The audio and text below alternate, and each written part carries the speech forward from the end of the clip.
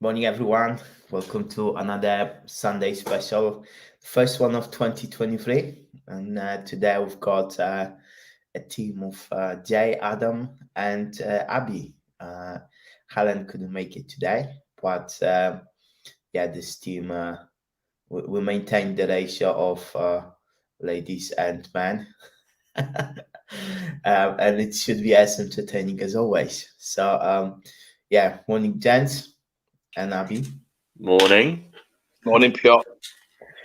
Um, Brilliant. Okay, well let's start as usual with the Sunday supplements. We weren't here last week when the supplement was in, so we've got two supplements to catch up on. We have, But yeah, we have. So last week, I did a piece around alternative investment strategies because numerically, there's quite a few people who I mean, the good thing about property, I suppose, is that there's so many different ways to do it.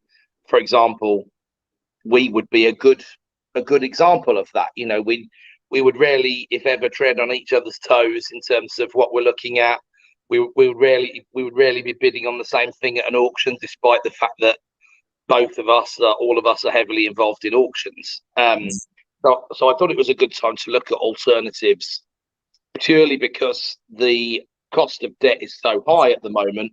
I've got lots of people in who are working with me in various guises, saying to me, well, how are you doing it at the moment? What are you doing at the moment? How are you making it stack up? And I went into some detail around changing the slicing of the capital stack apart from anything else, and using a lot more vendor finance style approaches, because that's one of the only ways to get things to stack apart from kicking things squarely between the eyes. And of course, in this sort of environment, I think we're finding a lot that people are kind of saying that they accept that tough times are coming, but they're not really behaving like that. We were talking with a vendor this week about a deal that we'd love to do, but we're not going any further on the price than where we are. We've got to protect ourselves. And my fear is we will, of course, follow that up as we always do. But in 3 to 6 months' time, the offer is actually based around the valuation, and there isn't a valuation as yet. And that valuation in 3 to 6 months' time, I strongly believe, is going to be lower than it would be if we did it today. Now, if we do it today and we get the product and we get everything that we need, I've no issue with the fact that the value is going to fall, because we're going into it to develop it, to improve it, to hold on to it for the long run.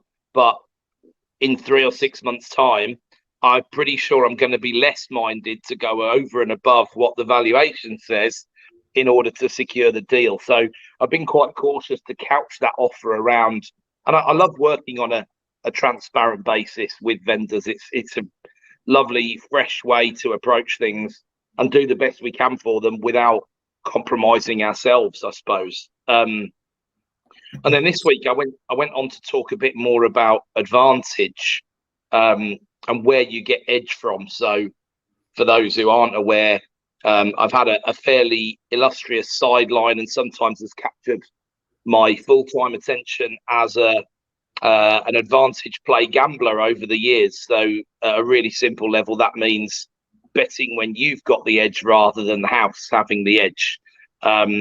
You can lose many hours and weeks and years on YouTube and Wikipedia reading about advantage play, if you like. I'm obsessed with it. I love the math side of it.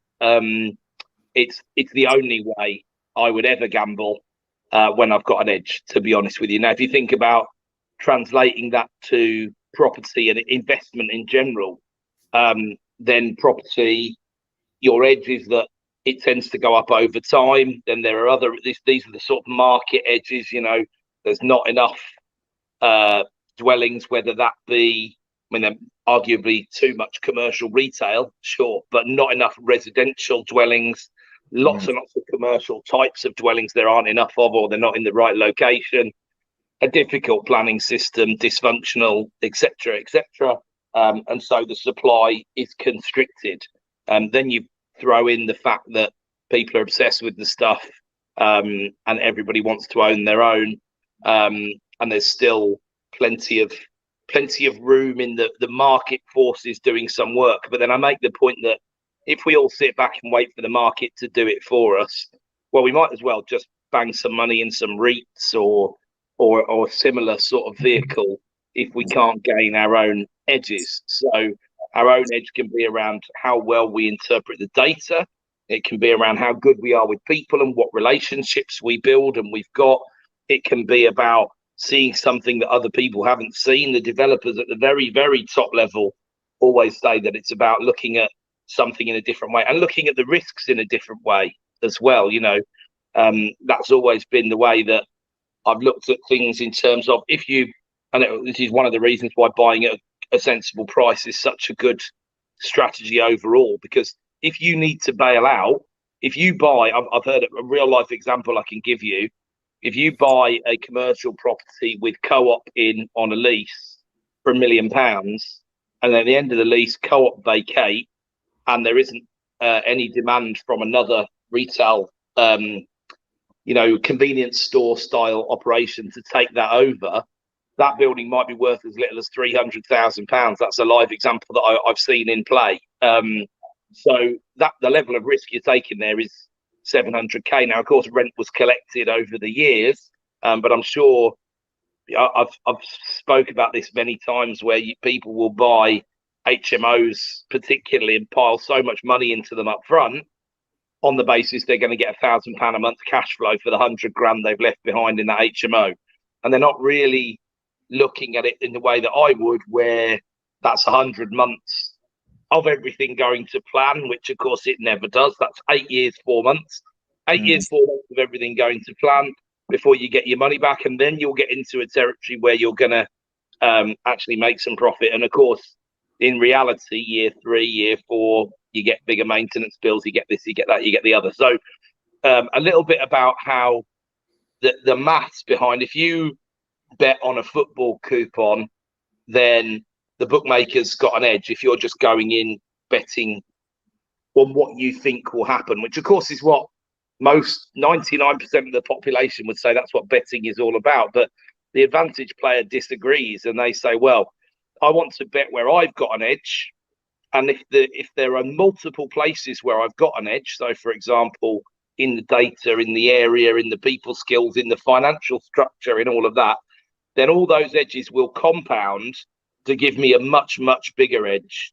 Whereas if I'm just closing my eyes and throwing darts, the edge that's against me will compound the other way. And the difference is quite literally between a house edge of 80% and a player edge of 400% from experience. And that, I think, translates nearly directly into property investment and investment in general, I guess. So that's today's slightly left field. You can tell it's been a week where everybody's just been busy talking about Prince Harry and there hasn't been much else to say, can't you? So what do you guys think about that?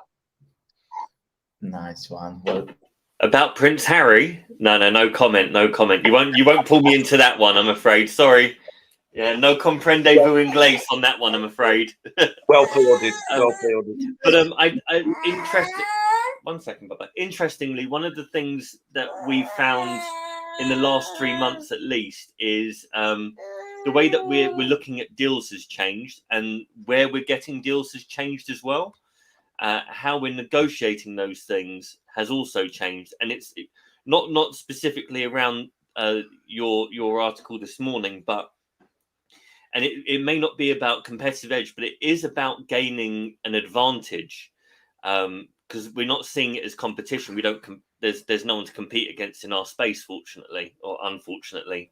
A bit of competition can push you further than you think in some cases. So it's a bit of a no competition. Sorry, I'm bringing things into life that don't need to be there. Anyway, so we're in the middle of a deal at the moment.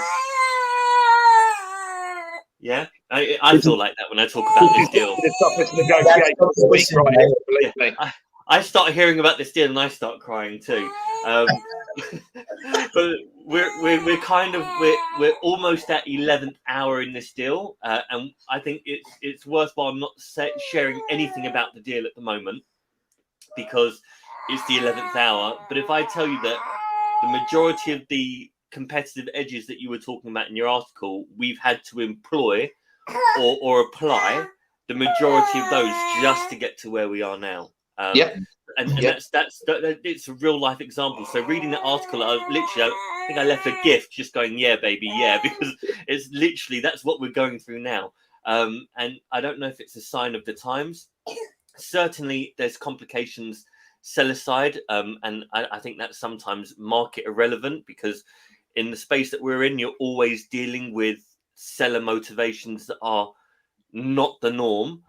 For the most part. So it's a bit of that, and it's also just a bit of maybe the market is at force here.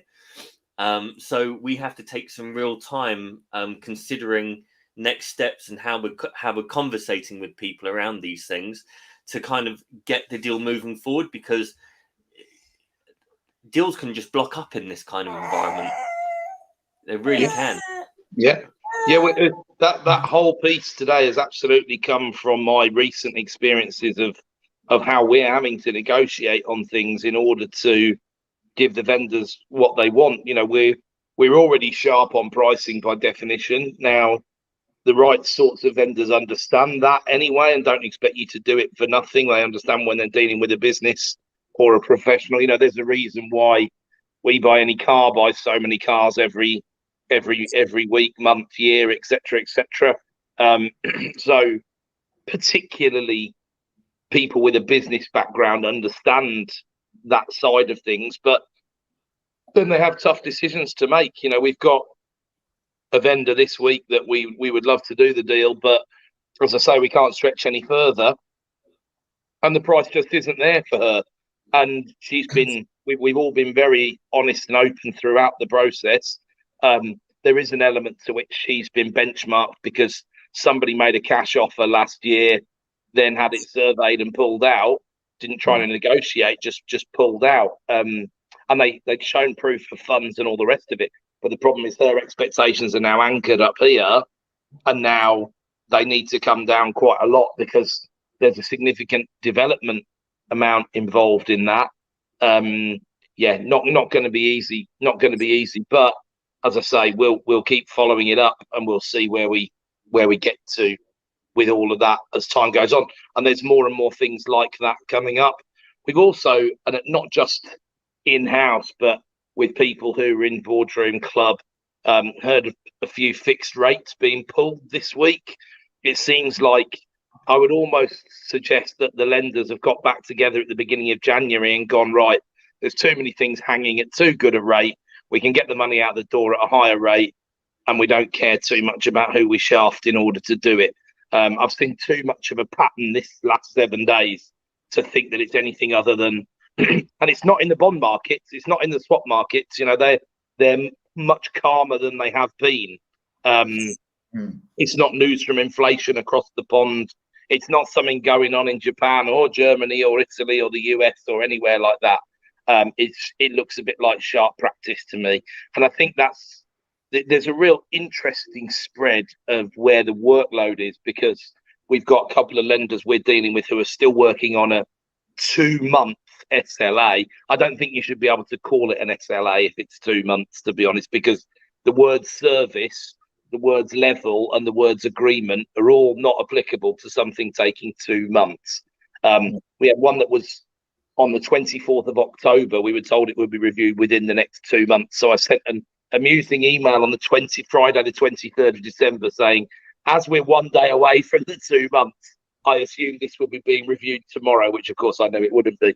And that still hasn't been done. So the 2 month SLA has not been achieved, has not been hit. So there's some pretty ropey stuff going on, but that sort of continues to, when I look at the actions that we took last year and how much money we saved by breaking our mortgages and practicing what I was preaching at the time when banging the drum, you know, it's an awful lot of money, but it's not new money. It's actually still operating to lower margins than we were. It's just a huge cost saving over the next 5 years, which means we don't need to go out and make that money over the next 5 years because we've already got it. But when you're looking at, and I know you guys are the antithesis holders of property. But when you look at the big business case for doing it, when by the time, even if you can be bothered with the headspace of the tenants and the leaky taps and all the rest of it, then what you're in the game for is capital growth over time and a bit of cash flow. That's certainly always been my model, as much cash flow as possible, but also Charlie Munger style, Warren Buffett style, stay in the game, timing the market, not timing the market, all the rest of that stuff. Although I timed a lot of sales last year, and I'm glad that I did now, looking at where we are today.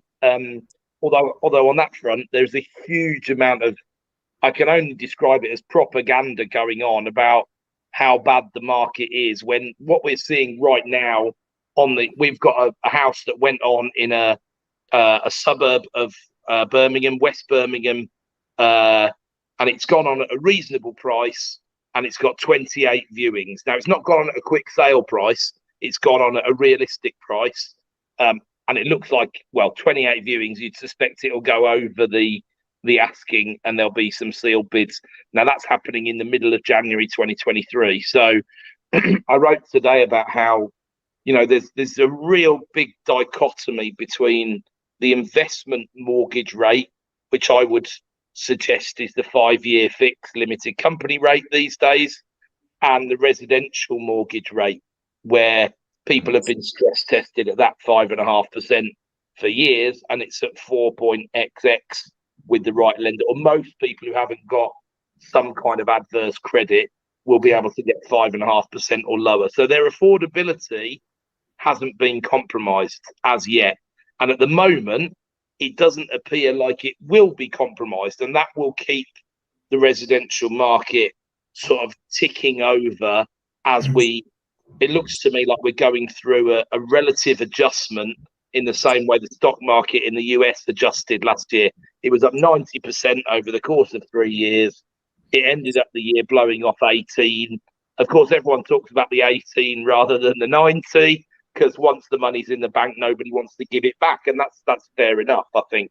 But I can see another few percent bubbling off the top, and then things stabilising and moving upwards, because the one thing I see is wage demands and strikes that could turn into bigger general strikes or other things that have been mooted. The likely path for wages this year in the UK is 5 to 7% up in the private sector. No two ways about it. Good for the employees, but that keeps the prices running hot. Keeps the house prices running, keeps everything running. So let's see. I think Abby is the right example of like the unions in the UK now. Wanting attention. We're going to rename a mix demonstration. It's difficult keeping a 3-year-old occupied in a room that has none of her toys in it. Look at this nose. Jesus Christ. I wouldn't want to negotiate with her, to be honest. I'm not sure I could win that one, that's for sure. I was going to say, with regards to the rates that are being pulled out, is there anything to do with the fact that in the next 2 weeks there's another committee meeting where the base may move upwards again? Are they just kind of being really very skittish around another 0.5% increase? Yeah, I don't think there's been any sort of major probabilistic changes in where we thought the path was going. There was a lot of chat after the November meeting that we might be able to stay where we are, and then 1 or 2 of the committee voted to stay where we were, and that didn't happen because the majority voted to carry on pressing on up 0.5. I think there's a couple of bits of economic reality that are just not being discussed at the moment, right? One, they have finally accepted that they haven't done the greatest job over the last 2 or 3 years. I think when I say they, I mean the Bank of England, sorry. They were, I think, good when the pandemic came and steadied the ship, and that's their job. They were good when Truss and Kwarteng did their level best to destroy the economic future of the UK. They did absolutely the right thing there and then. But the reality is they didn't see the inflation coming quickly enough. They didn't understand the global supply chain impact of COVID, which they've in the last week come out and and admitted that they didn't understand that properly. And in a way, I can live with that, because ultimately they work on data, and there wasn't the data on a proper pandemic for the last 100 years. So we didn't have, and in 1918, when the Spanish flu came, we didn't have that sort of level of data capture capability. So we were flying blind a little bit. And so, although that makes you a little bit nervy, they didn't know what they were doing. The problem, I think, from there also is that as you carry on, you then worry they don't know what they're doing today, and they're still flying blind as we sort of go further and deeper into this. And there's a big differential at the moment between the US Federal Reserve and the stock market and the bond markets and the markets that predict, the derivative markets that predict where the interest rates are going in the US this year. So that because we have extra visibility in the States, all the members of the FOMC, the committee over there, they plot their best guess, and the admission is it is a best guess. They plot their. I always have this effect on women when I talk about interest rates and central banking. By the way, it's just the nature of the beast. No, they plot their best guess on this graph, which is one of the most boring looking graphs you can imagine, because it's just a load of dots. It's called the dot plot. And when they are predicting that rates will be 5%, maybe 5.25% at the end of this year, whereas what's going on in the markets is predicting no, the Fed will have had to have dropped the rates by then. But if you go back into the argument we were just talking about, and something else that I alluded to this morning, the central banks are empowered to put rates up more if unemployment is low. Unemployment is not just low, it's ultra low by historical standards at the moment. And more importantly, from a run that started in December 21 in the UK, and I think February or March 22 in the US, of rapid interest rate rises by anyone's historical standards, we are nowhere near that having an impact on the labour market just yet. Now, every economist worth their salt who was going to tell the truth, which is not many of them, let's face it, but I'd like to think I'm in that category, would tell you that if you got a load of people together at the back end of 2021 and said, right, interest rates, base rate by the end of 2022 will be 3.5, 5-year bond yield will be about that sort of level, 3.25 to 3.75. I'd have said, my God, take cover. There's going to be some real problems with the debt there. But in reality, we're not actually seeing that. We're seeing more cash on company balance sheets that have listed companies than we've ever seen. They've got money that they know they're going to need to use to pay down debt as it gets more expensive. But when you think about it, if you are, let's think about a couple of scenarios. Let's say you're a portfolio landlord, you've been in the game for 20 years. So you're sitting on a portfolio, but you've incorporated your portfolio. So you've got the limited company structure, right?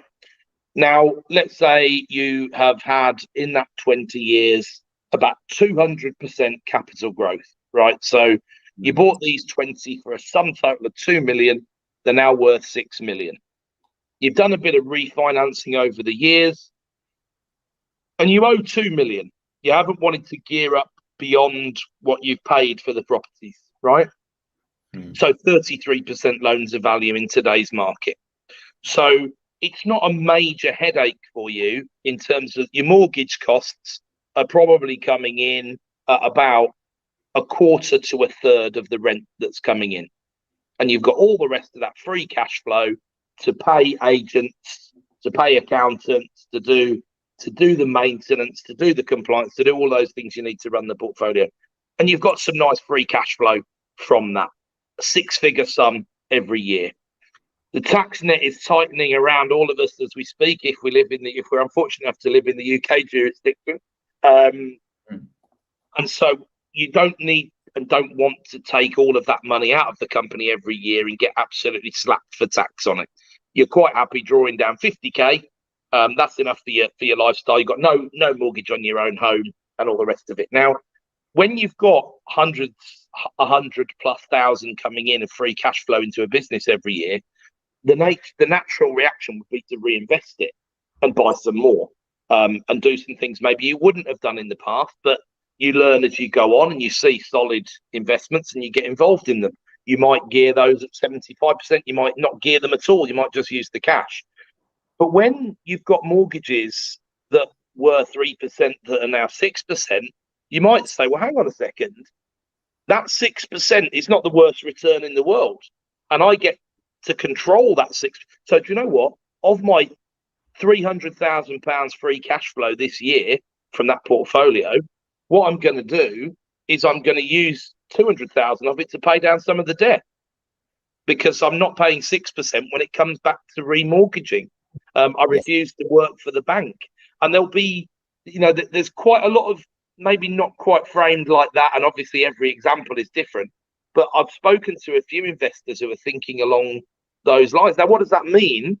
It means they're not supplying those new units into the PR. If you looked at what we've done specifically, we've generally not competed with owner occupiers for property. We've taken stuff that's derelict, we've taken stuff that needs work, we've taken stuff with incredibly challenging tenants, we've taken all of that stuff, and we've made it good, and we've put people in there who've generally been happy, and willing tenants to go in. If we can't do that, now we stopped doing so much of that in 2021 because the price of all the materials and everything went so crazy, and it was so hard to buy at auction. And then we started taking on properties where the tenants had not been looked after by the landlords, or the tenants were specifically difficult for the correct sort of reward to risk ratio, I suppose. But at the moment, it's also harder to do that, because when you're buying something with problems like that at a 6% mortgage, it doesn't stack up. So it stays unbought unless the cash buyers are going to buy, which is, of course, maybe 20% of the investment market, something like that. But then a lot of cash buyers buy on the expectation they're going to get a mortgage at some point down the line. If I give you an example from a cash-rich investment group that I'm involved with at the moment, what they're saying is, we'll carry on buying the really good stuff, the best stuff you can get, but we're not going to refinance it. So at some point, we're going to run out of money this year, probably this quarter, I'd imagine, or certainly next quarter. So the only solution then is system working, send more money, but we can't refinance because we've not got good offers, or not offers we're willing to pay in terms of the cost of the debt. So all of this, I described it today as sludge, right? This is January sludge, right? We're going more slowly. Things are still taking longer from the lenders who are still very busy from last year's business that came through the door. And I think, to be honest, those lenders are more likely to be people who can't get staff and haven't staffed up accordingly. And that's part of the recruitment crisis and everything else that's been going on. What do you think, Abby? Do you agree with that? Yeah. You're never getting those headphones back, Jay. That's not happening. Look at it. No chance. Yay. Yeah, interest She clearly rates. likes what she heard. Sensible girl. Yeah. Nice one. Well, I definitely see, like, from the competition perspective, that like the offers that we're making on the stuff that comes from like cash buying companies, those offers are way more like people considering them. Like sometimes, like I'm making silly offers, like I like work it out and I say that's why we're offering this, and people are like seriously considering it, and like it works because like we get rid of all the risks, but like for people they just need like someone who's gonna perform, and it's the competition is definitely kind of I wouldn't say decimated, but lowered. And that's the kind of like what we see. And I think we're seeing sort of lower volume with higher margin to protect ourselves, or the same margin if things do go to the sort of bearish case of where the economy and prices could go. But all of that slows us all down, slows the industry down. Which is very much what we predicted last year. Fewer transactions are the ultimate end result of all of those things. And there's 10 reasons for landlords to want to get out at the moment. That would 50 reasons. Chat GPT would find you 5,000 reasons with no problem to get out of UK landlording at the moment. But if you ask for 50 reasons to get in, I think you'd really, really struggle beyond about 3 or 4. So I think once you're in, Safe commented today on my post on Facebook and said, there's almost a moat forming around UK residential property landlording at the moment. And I think that's a really good way of defining. You go back to Jay's comments about competition or lack of competition. Monopolies do very well for a reason. Oligopolies do very well for a reason. So there might be some pain while the market transitions into that. So rather than the 1 and 2 property landlords, we transition into the corporate era of housing supply, housing provision. But once we're there, those who are in are going to have some really significant competitive advantages. Yeah. But those who never got in are going to find it a lot harder to get in. I like this positive spin, like between yourself, Safe, and us. Like we kind of have the same attitude. Like we see what's fashionable, and we want to be selling into that market. But at the same time, like we would go where not many people go, because we know the money is there.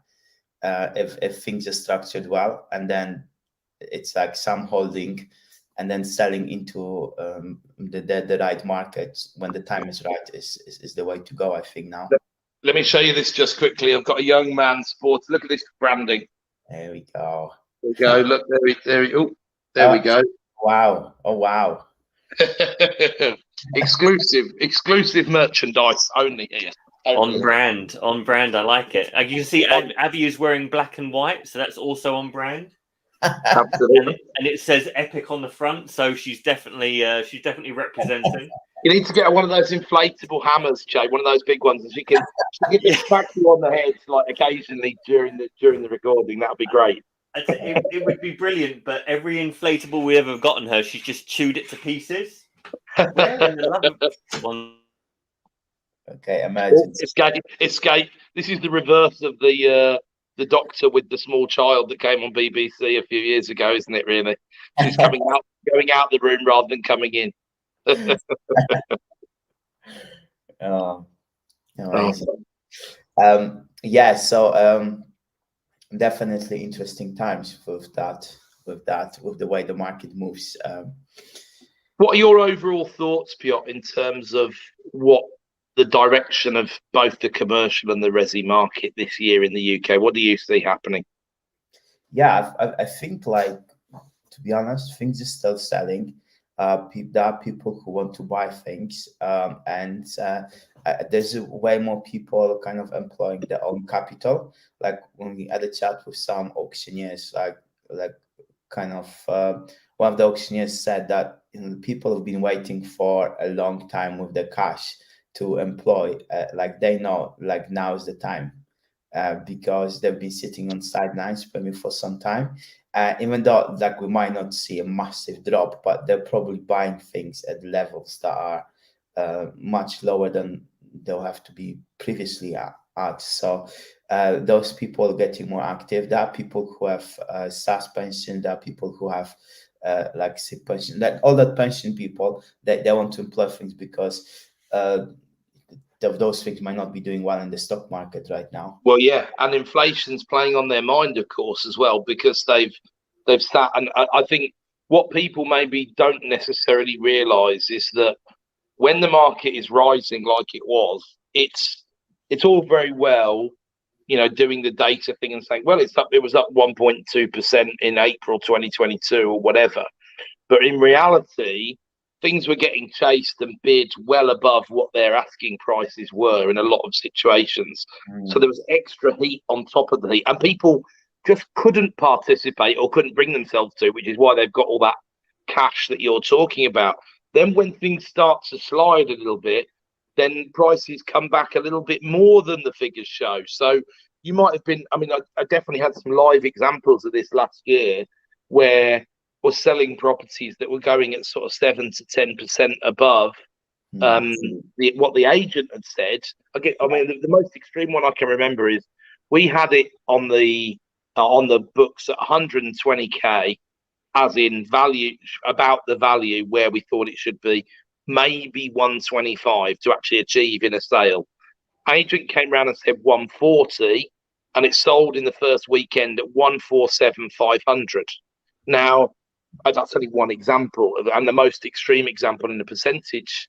But we know what we're doing. So for us to be 20% out is not really.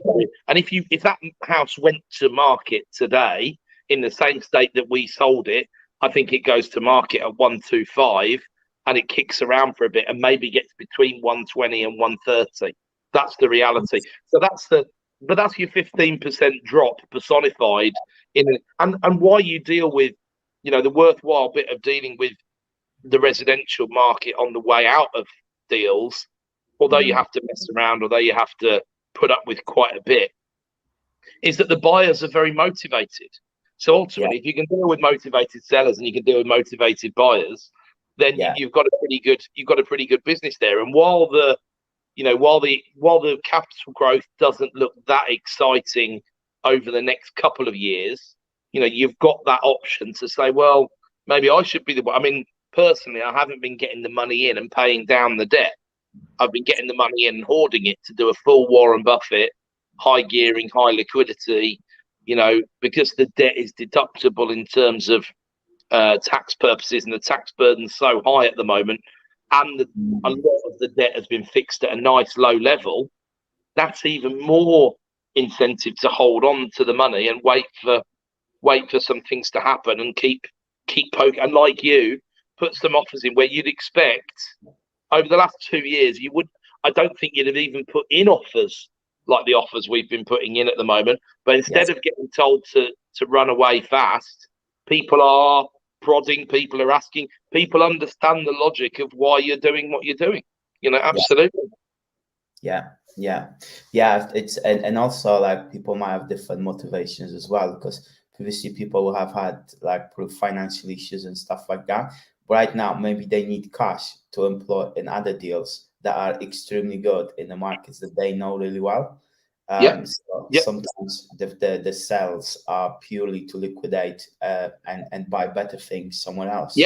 That makes well. If you've had a bump of 20 to 30% in pricing, and then you have a haircut of 5 or 10, you're still a long way ahead of where you were in 20. There'll be lots of stuff hanging around which people thought, well, I almost got rid of that before the pandemic. I'm glad I didn't now.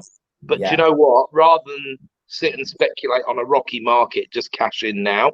It makes sense. You've got a lot more people thinking, well, time to do something with the money, regardless of whatever it is, because they've hung on for a couple of years. You've got a lot of different motivations sort of still playing out. And you go back to what you said as well. There's a big, if you think from a corporate perspective, there's all this cash out there on the company balance sheets. But from an individual investor perspective, there's also all that cash out there on the household balance sheet or the personal balance sheet. And I think let's not forget people international buyers, because the pound has dropped so much in the 6 months. I don't know how it is right now, but I know a lot of people have already exchanged money into pounds 6 months ago, and now they're just waiting to purchase things because for them the discounts are even bigger given the exchange rates. So even if the prices won't go up, their capital will be much safer in their own countries, and more stable given the safety of the exchange rate, the safety of the prices coming down. There's a lot of that. Well, at the time of height, you're very right. At the time of heightened geopolitical risk, ultimately, then the baseline of the UK, the US, and the difference between that and maybe an Eastern European country on the border of the Ukraine or whatever, it's gone up. It's 10x the difference between the two. So, but that's not the only. That's what we see in Europe. There's geopolitical tensions in Asia and in the Middle East that are as as high as they've been for the last, well, since the Gulf, probably, to be honest. And the unknown bit of what's going to happen with China and Taiwan, apart from anything else, you know. Yeah, indeed. Definitely. Definitely interesting times. And I think like there were the pressures that are from international markets, and not only for their buying kind of for the purchase and sell market, but also for the renting. So I know in London, like one of the major drivers of rents going up massively are the Hong Kong uh, people coming in, and they need to have a 12 months tenancy for them to get the visa. And it's pretty much an automatic process, and they're willing to outbid people massively and pay up front just to get that visa sorted. And it's a massive influence on the rental market prices. We've had quite a lot of that in Solihull, so I can't imagine what some of the London stories are like. But we've seen stuff bid 50% over the rental asking price in order to get in, because they want the school, they want the area, they know where they're going to be working. Bang, that's it. That's where they want to be. And they come in. I think the average the average Hong Kong household comes in with round about 700k in UK pounds in terms of assets. So not a small number. And they thought they can do stuff.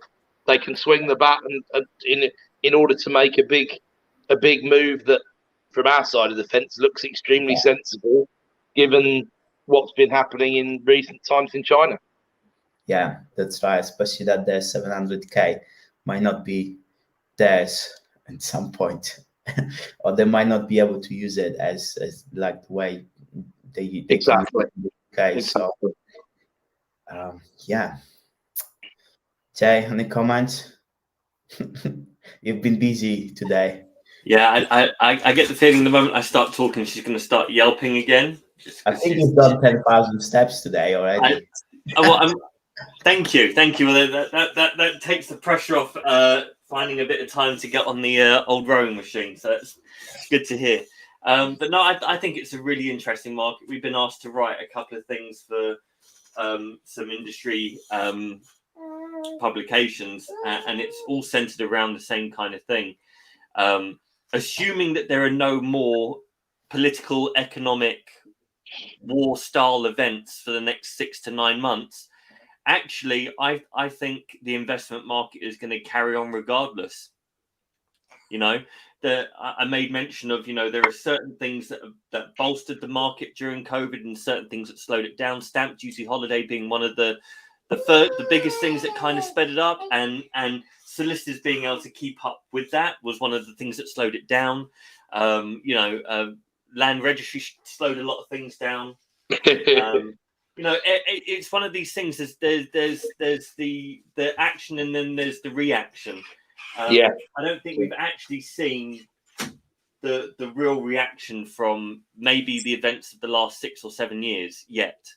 Escape, I totally agree with you. I think there's an awful lot still to play out from everything that was done during COVID, from Brexit even. I still think that got overshadowed by COVID, and a lot of maybe the effect of Brexit is being shadowed by being played out as COVID issues, right? So quite a few people said the effects of Brexit would take longer to play out than the effects of COVID, but I mean, I saw the effects of COVID playing out over 5 to 10 years, so that's quite a stretch. But there was James O'Brien on LBC took some great delight this week in revealing a poll that was saying how the difference between how much other countries other than the UK wanted to leave the EU before the UK left the EU and what they say today, because other countries are looking in, saying Brexit has not been good for the UK.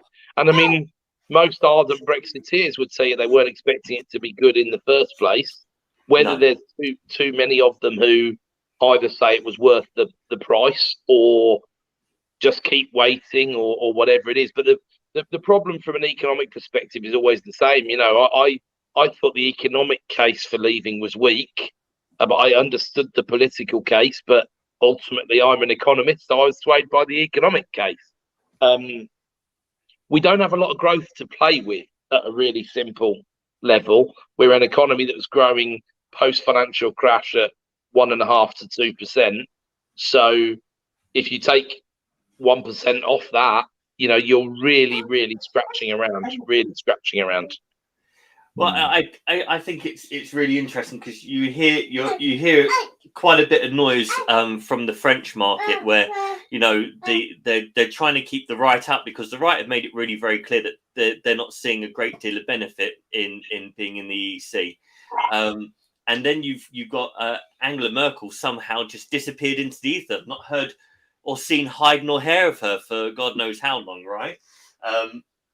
And there's been some similar kind of issues in Germany because obviously they took in she's putting her dolly to sleep. They took in quite a lot of immigrants, Middle Eastern immigrants, and I think there wasn't really much international reporting, but from people that we know there, it hasn't been accepted really very well. And you're looking at France and Germany as obviously previously, as well as the UK, as being three of the main pegs of the European Union as an economic community. And if you're starting to see them having louder voices on the opposing side, then that really does it causes a lot of questions.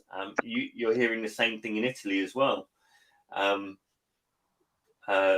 Yeah. Well, this is how, if you go, the political risks that are the stability risks that worry people after things like pandemics are, if indeed there are deepening chasms in wealth inequality and stuff like that, then, if we presume this is how it would play out in the UK, and this is a much more stable system than some of the others that are around.